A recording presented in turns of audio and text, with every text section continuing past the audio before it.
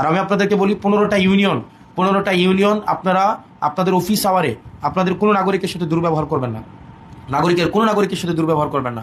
প্রচুর পরিমাণ নারীদের অভিযোগ আছে, ওনারা যখন যায় আপনারা ওনাদের সাথে কথাও বলেন না, এবং ওনারা যখন যায় আপনারা ভয়াবহ রকমের দুর্ব্যবহার করেন।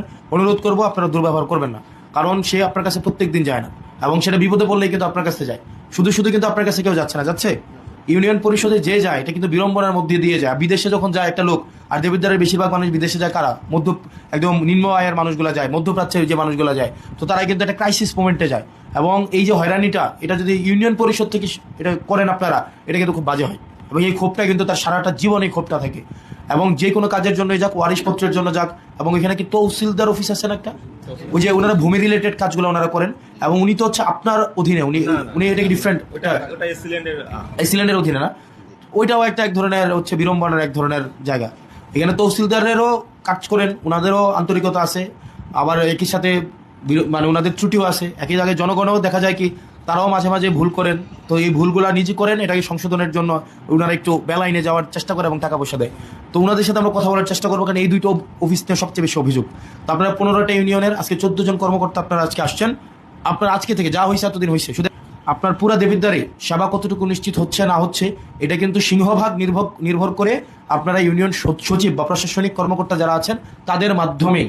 সেজন্য আপনাদেরকে বলবো, আপনারা যদি কোনো প্রশাসনিক জটিলতা বা কোনো মেম্বার বা চেয়ারম্যান আপনাদেরকে হয়রানি করে, সেক্ষেত্রে আপনারা সংশ্লিষ্ট রিপোর্টিং পার্সন যিনি আপনারা আছেন ইউনো মহোদয়, আপনি ওনাকে জানাবেন যে উক্ত ভদ্রলোক বা উনি নিয়মের বাইরে আমাকে কাজ করতে বাধ্য করছে। জাফরগঞ্জ ইউনিয়নের জাহিদ চেয়ারম্যান একদিন অফিস করেন, রাজামেহের ইউনিয়নে চেয়ারম্যান আসেন না, চেয়ারম্যান নাই, প্রশাসনিক কর্মকর্তা দেওয়া হয়েছে। সুলতানপুর ইউনিয়নের ওনার বাড়িতে গিয়ে হচ্ছে সিগনেচার করতে হয়। তো জনগণ তো তাদেরকে ভোট দিছে এটার জন্য না, ভোটের জন্য। তো ভোটের সময় তো মানুষের কাছে গিয়ে বলছে একদম যে নিজের পায়জামার ফিতা দিয়ে মশারি টাঙাই দেবে, এরকমও তো বলছে, বলে নাই? আর হচ্ছে কি এখন এমন অবস্থা হয়েছে যে আপনি কি ঢাকা গিয়ে সিগনেচার করে নিয়ে আসেন নাকি? না, উনি আসে সিগনেচার করে, উনি আসেন তো 7 দিনের মধ্যে একদিন অফিস করে। তো কিন্তু আপনার নাগরিক সেবাটা কিন্তু পুরাটা ইউনিয়ন কেন্দ্রিক, সেজন্য সংশ্লিষ্ট চেয়ারম্যান মহোদয় আপনাদের কাছে অনুরোধ করবো, আপনাদের জন্য অনেক কাজ আটকায় থাকে।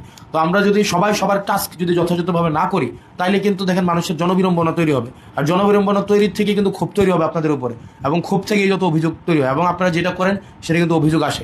আর সাধারণ নাগরিক যারা আছেন তাদের কাছেও হচ্ছে তাদেরও কিছু রেসপন্সিবিলিটি ঘাটতি আছে। যেমন দেখা যায় যে আপনার যেটা ইউনু মহোদয় যথাযথভাবে বললেন, দেখা যায় জন্ম নিবন্ধনের বয়স 16, গিয়ে হঠাৎ করে মনে হয় বিদেশে যাবে, এটাকে 22 বানাইতে চায়, 24 বানাইতে চায়।